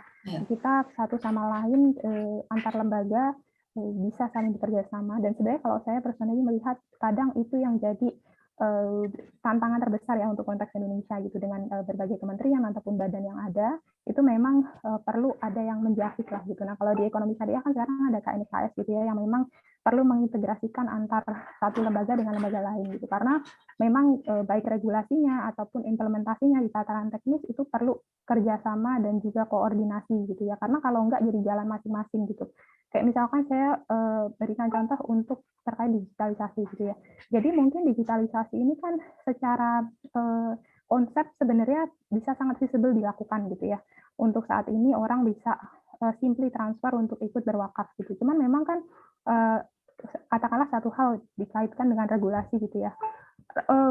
Regulasi itu memang mungkin kalau peraturan Badan Wakaf Indonesia sudah mengakomodir gitu ya, dari sisi bolehnya misalkan menggunakan anjungan ATM ataupun menggunakan channel mobile banking untuk bisa berwakaf gitu. Tapi kan undang-undang atasnya ini, jadi payung hukumnya itu kan bunyinya masih mengharuskan orang ketika mau berwakaf dia harus datang ke LKSPWU gitu ya.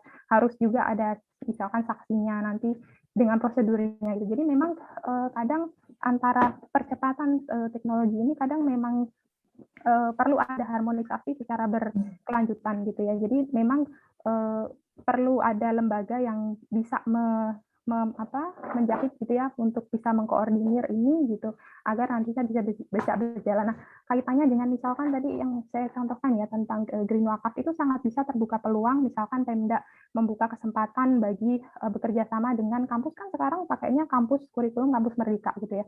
Jadi sebenarnya lembaga wakaf itu bisa misalkan membuka magang bagi para mahasiswa yang misalkan jurusan zakat wakaf. Itu kan di Indonesia sekarang sudah ada lebih dari 10 ya kampus yang punya prodi zakat wakaf. Nah, kalau misalkan asumsi setiap prodi itu katakanlah 100 orang aja, berarti kan ada 1000 lulusan nih gitu. Dan ada 1000 mungkin anak magang yang siap magang di berbagai lembaga wakaf. Nah, kenapa mungkin coba lembaga wakaf bisa membuka kesempatan magang bagi para mahasiswa, misalkan juga nggak terbatas zakat wakaf ya, bisa juga ekonomi syariah gitu. Karena dengan kurikulum kampus merdeka itu kan memungkinkan mereka untuk terlibat dalam berbagai proyek para lembaga wakaf gitu. Jadi tidak harus misalkan dengan keterbatasan resource yang ada itu sebenarnya bisa dari yang luar gitu untuk berkolaborasi. Nah, Pemda mungkin juga sama seperti itu, misalkan di Gorontalo gitu ya, tadi misalkan tertarik untuk ikut, bisa diidentifikasi ada berapa banyak lahan kritis di daerah Gorontalo katakanlah. Nah, nanti boleh menghubungi dari Green Wakaf untuk nanti ditanami bibit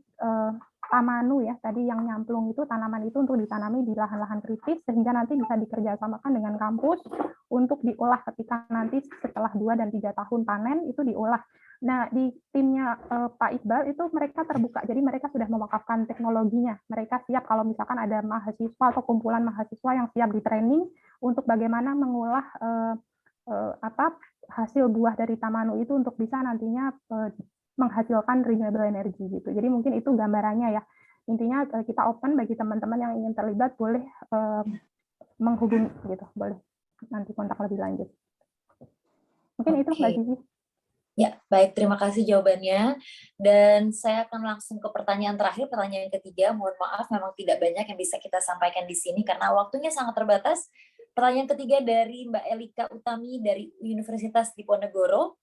Pertanyaan ditunjukkan ke Pak Arifin. Pertanyaannya adalah, apa yang menjadi tantangan perkembangan wakaf yang ada di Gorontalo dan bagaimana kolaborasi yang diperlukan antara masyarakat, pemerintah Gorontalo, dan lembaga terkait lainnya untuk mengatasi hambatan-hambatan yang ada.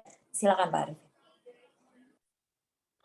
Kalau tantangan perkembangan wakaf ini sebenarnya ada pada kegagalan-kegagalan sejumlah nazir yang tidak berhasil mengelola secara produktif, sehingga masyarakat cenderung melihat bahwa yang namanya wakaf itu teridentifikasikan seolah sebagai lahan mati. Sekolah, masjid, kuburan itu sampai hari ini masih menjadi brand di kalangan masyarakat, justru karena para nazir ini yang belum melakukan terobosan baru untuk betul-betul muncul ke dalam dunia yang produktif.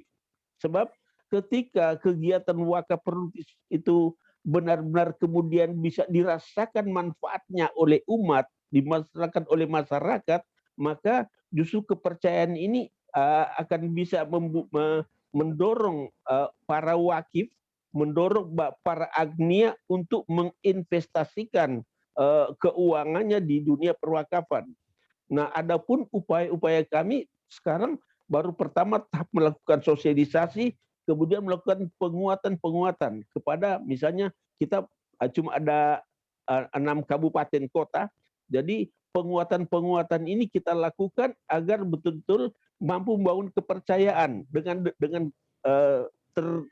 tergeraknya kepercayaan kepada masyarakat oleh para pemangku, para pengelola, para institusi-institusi khususnya di Kementerian Agama dan di lembaga-lembaga wakaf, baik perorangan maupun organisasi dan badan hukum.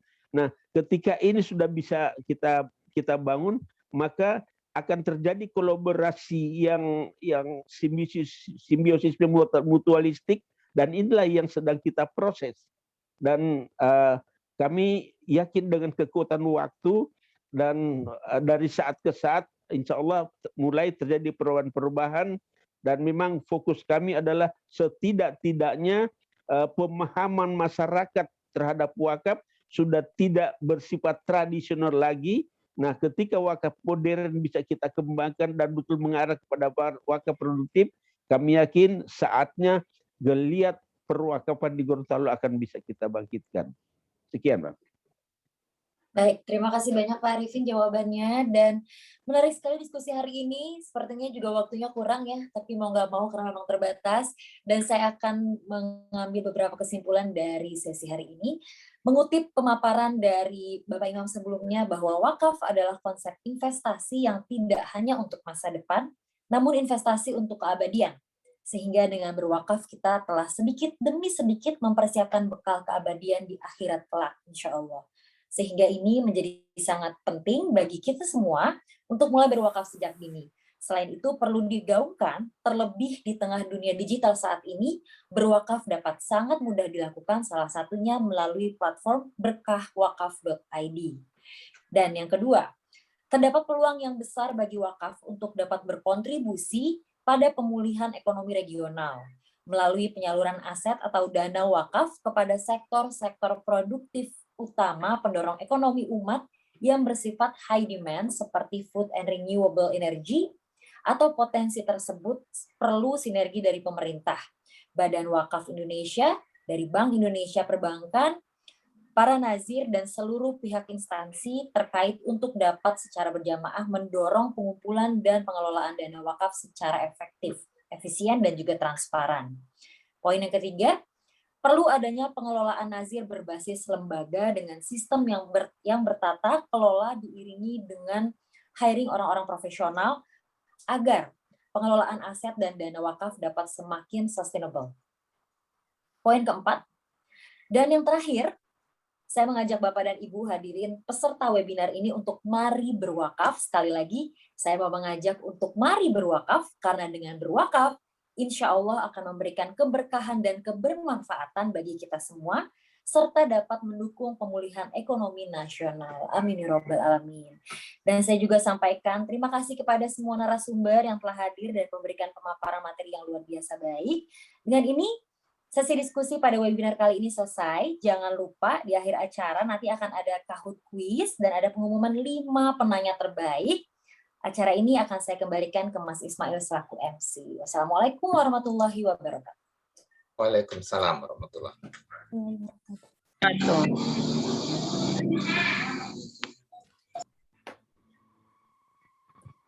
Waalaikumsalam warahmatullahi wabarakatuh.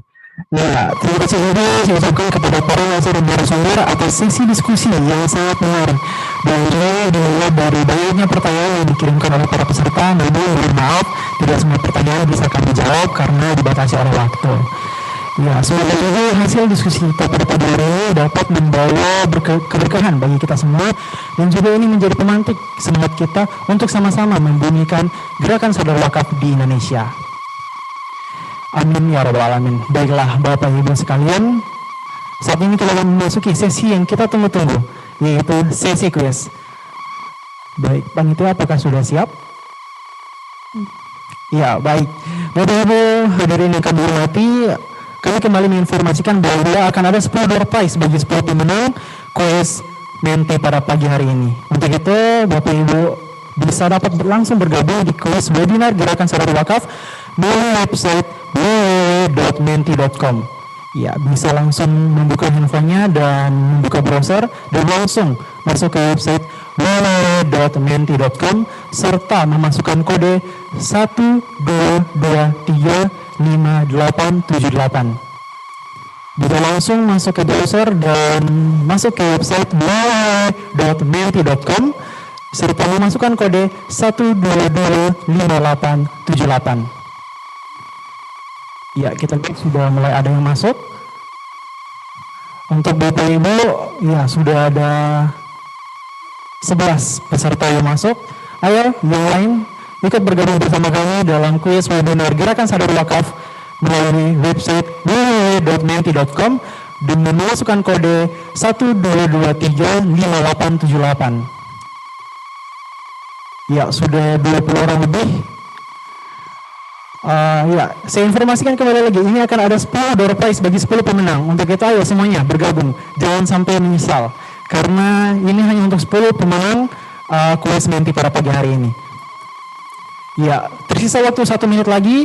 Saya informasikan, silahkan membuka browser dan masuk ke website www.menti.com serta memasukkan kode 12235888.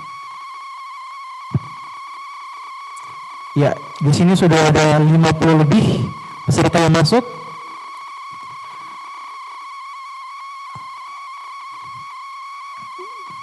Ya, sudah ada 60 lebih. Sekali lagi silahkan masuk ke website www.menti.com serta memasukkan kode 12235878 dengan kode 12235878. Ini sudah ada 60 lebih peserta yang masuk. Tersisa waktu 30 detik. Ayo Bapak Ibu hadirin peserta webinar Gerakan Sadar Wakaf Indonesia, Gerakan Sadar Wakaf, bergabung bersama kami melalui website www.menti.com serta masukkan kode 12235878. Masih ada waktu tersisa 10 detik lagi. Kita hitung mundur. 10, 9, 8, 7, 6, 5, 4, 3, 2, Ya, kami tutup. Sudah siap? Kita mulai kuisnya. Soal pertama, apakah nama lembaga negara independen yang dibentuk dalam rangka mengembangkan dan mewujudkan perwakafan di Indonesia?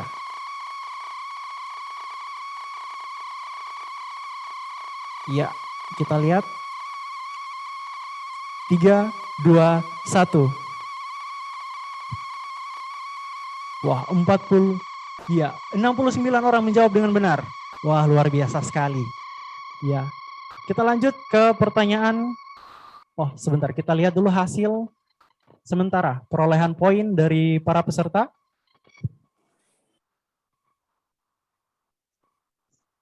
Untuk sementara yang memimpin perolehan poin dari kuis Menti ini kali ini adalah Fakih El Wafa, disusul oleh Nugraha dan Rian F.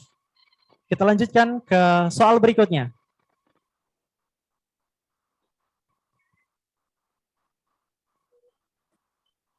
Apakah sebutan bagi orang yang berwakaf? Wah, apakah sebutan bagi orang yang berwakaf? Tadi sudah banyak disebutkan oleh para pemat. Sudah seharusnya pasti banyak yang bisa menjawab. Ya, kita lihat. 3, 2, 1. Wah, luar biasa sekali. 57 orang menjawab benar, namun masih ada juga yang salah. Oke, kita lihat perolehan poin sementara. Saat ini yang memimpin, sudah berubah. Ternyata Mas Nugraha menempati posisi pertama disusul oleh Fakih dan Rian F masih tetap di posisi ketiga. Kita lanjut ke pertanyaan ketiga.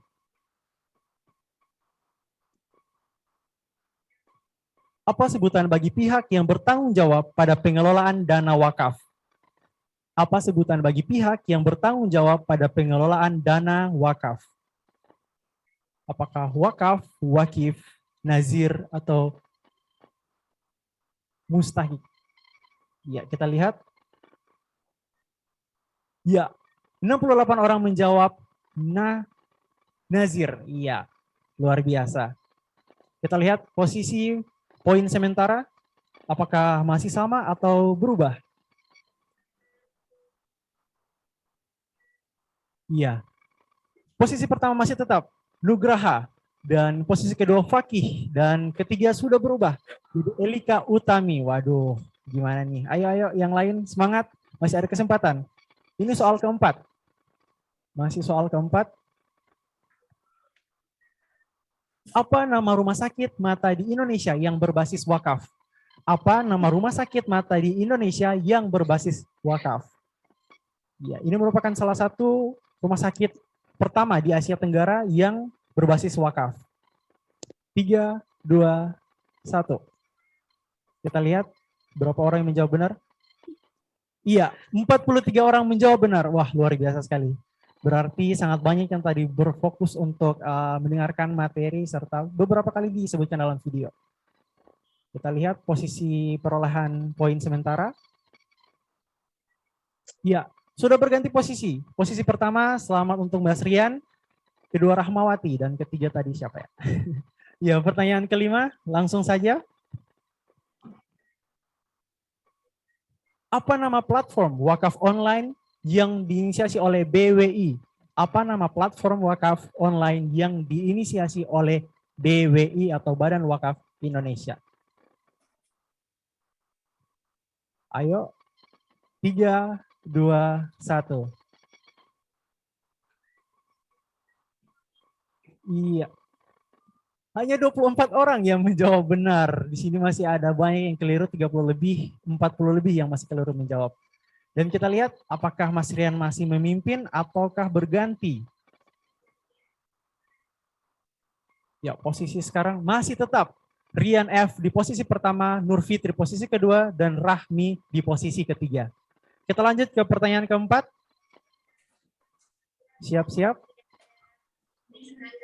Apakah moderator webinar Gerakan Sadar Wakaf hari ini? Aduh, sudah keterlaluan kalau nggak tahu ini.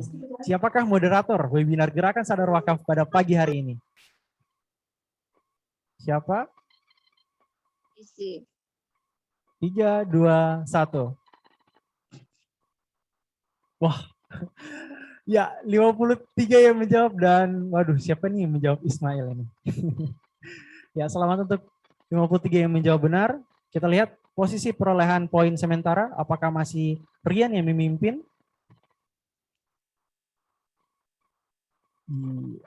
Kita lihat. Oh, masih tetap. Rian posisi pertama, Nur Fitri kedua, dan berganti. Di posisi ketiga ada Zulfikri. Selamat kepada Zulfikri setelah memasuki 3 besar. Sekarang kita masuk ke pertanyaan ke-7. Tenang, masih ada kesempatan untuk teman-teman yang lain. Pertanyaannya, apakah dasar hukum pendiri BWI di Indonesia? Apakah dasar hukum pendirian BWI di Indonesia? Ya, apakah dasar hukum pendirian BWI di Indonesia? 3, 2, 1. Iya, benar sekali. Ada 32 orang lebih, 32 orang yang menjawab benar. Kita lihat posisi perolehan poin sementara. Apakah Rian masih memimpin ataukah sudah berganti? Oh, masih tetap.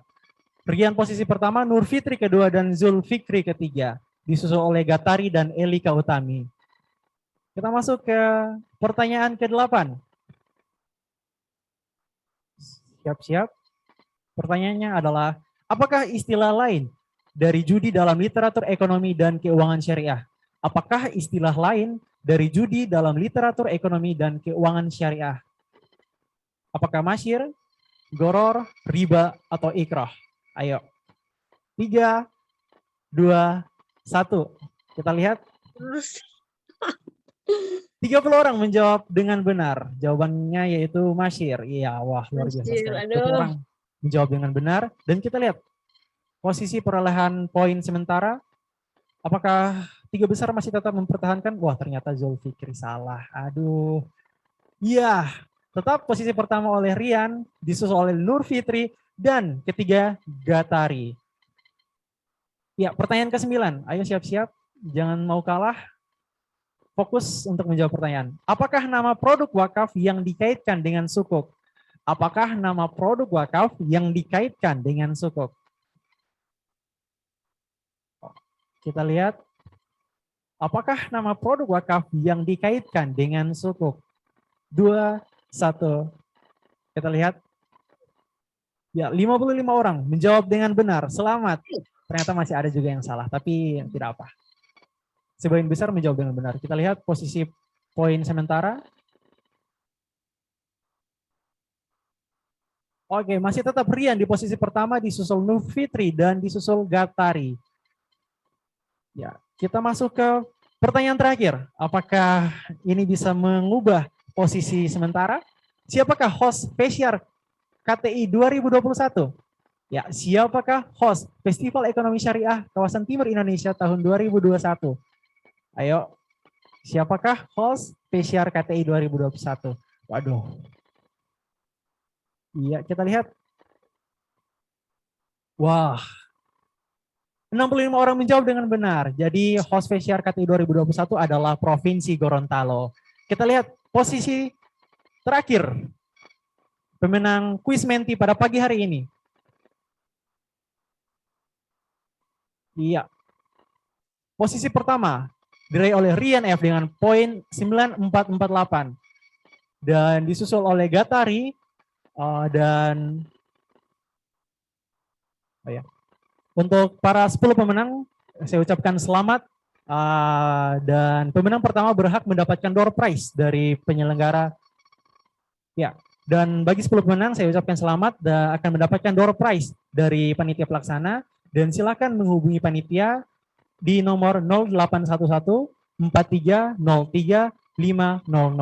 Silakan menghubungi panitia Humas Bank Indonesia di nomor 0811 4303 500. Silakan untuk di screenshot hasil poin dari 10 besar ini dan langsung bisa menghubungi Humas Bank Indonesia untuk mengklaim hadiah.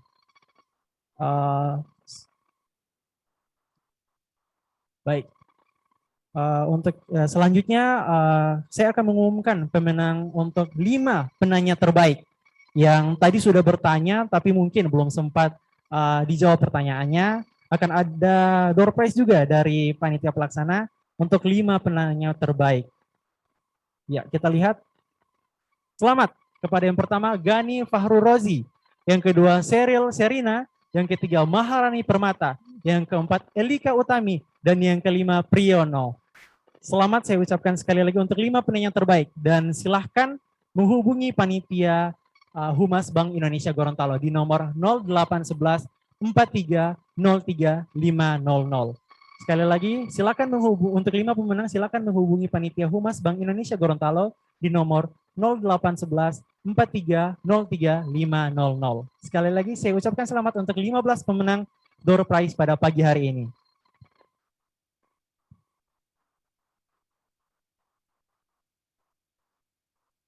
Baiklah, Bapak Ibu hadirin yang kami hormati, demikianlah rangkaian kegiatan webinar dengan tema peran wakaf dalam memperkuat momentum pemulihan ekonomi regional. Selanjutnya, kami juga akan menginformasikan kepada Bapak Ibu hadirin sekalian untuk tetap hadir dan mengikuti kegiatan talk show siang nanti yang akan dilaksanakan pada pukul 13.00 waktu Indonesia Tengah dengan tema Karawo Modest Fashion. Untuk itu, saya Ismail Kurniawan Muhammad, mohon pamit undur diri. Terima kasih atas atensi dari Bapak dan Ibu yang telah berkenan hadir, baik fisik maupun virtual dalam kegiatan ini. Sekian, wabillahi taufik wal hidayah. Wassalamualaikum warahmatullahi wabarakatuh.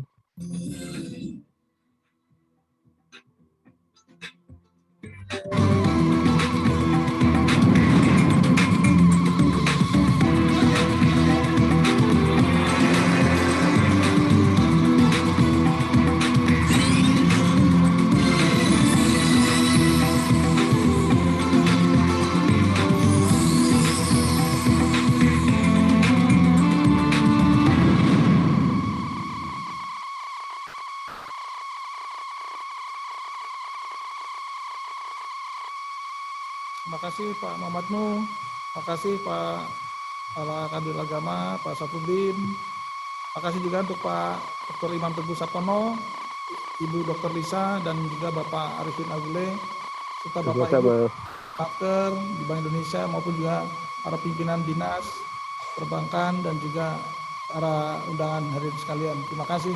Assalamualaikum warahmatullahi wabarakatuh. Waalaikumsalam. Terima kasih Pak Budi, sukses. Terima kasih Pak Budi. Sama-sama Pak. Selamat. Terima kasih Pak Sofwan. Pak Aman Lison. Ya, Sehat selalu. Sehat selalu.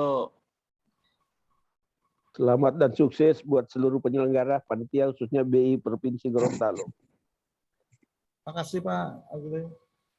Ya. Amin ya Pak Budi. Sama-sama Pak. Jin left. Monggo Pak.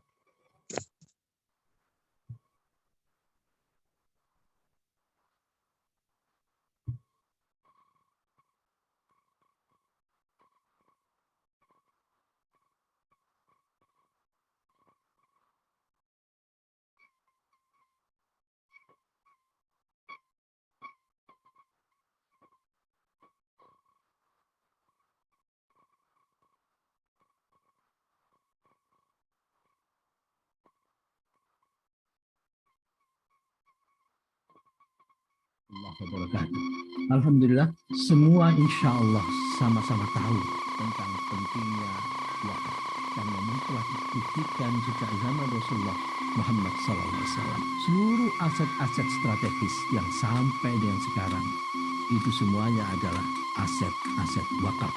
Di Indonesia kita punya yang namanya Badan Wakaf Indonesia. Badan Wakaf Indonesia mempunyai tugas khusus yaitu menghidupkan tentang perwakafan secara nasional.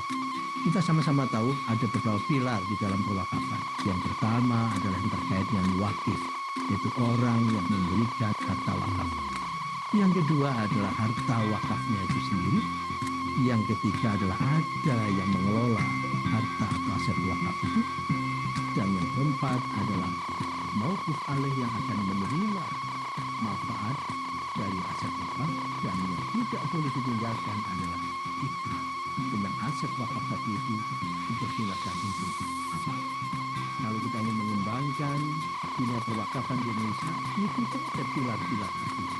Maka itu yang pertama kita lakukan literasi tentang wakaf agar supaya jumlah wakif ini terus bertambah, khususnya para wakif milenial. Karena masa depan itu ada di kelompok milenial sekarang. Dari situlah kenapa kita melakukan sosialisasi literasi terutama di kampus-kampus. Yang kedua, tentu yang tergantung nilainya dari aset wakaf itu. Dari situlah diversifikasi harta wakaf itu semakin baik, semakin beragam. Yang tadinya harta wakaf itu terbatas hanya sampai pada tanah, penuntutannya pun juga biasanya hanya untuk masjid, rumah ibadah, sekolahan maupun makam. Sekarang harta wakaf semakin beragam dan penggunaan pun juga semakin beragam. Tantangan yang sangat besar adalah gimana menyiapkan kepala. Haruslah orang yang profesional, tahu bisnis, tahu gimana caranya mengembangkan nilai tambah hidden value, dan tentu dasar utama dari yang bersangkutan. Lalu itu semua kita bisa kita lakukan. Yang memilih maupun alih yang tepat. Insya Allah, maka akan mampu meningkatkan kesejahteraan dan ujung-ujungnya adalah bisa mengangkat harkat dan martabat umat ini. Oleh karena itu, mari kita sama-sama untuk berwakaf.